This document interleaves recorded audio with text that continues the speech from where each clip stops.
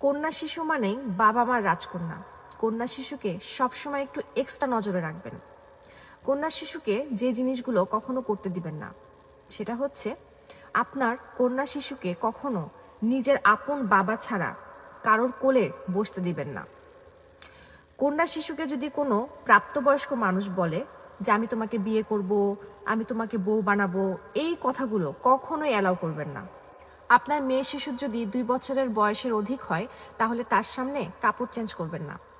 আপনার মেয়ে শিশু যেহেতু ছোট, সবাই তাকে আদর করতে চাবে, কিন্তু কারোর কাছে একা রেখে কখনোই যাবেন না, কারণ কার মনে কি আছে আপনি কিন্তু সেটা জানেন না।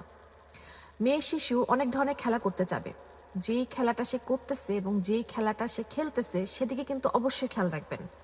এমন কোনো ব্যক্তি যার কাছে আপনার কন্যা সন্তানটি যেতে চাচ্ছে না তার কাছে যাওয়ার জন্য কখনোই জোর করবেন না।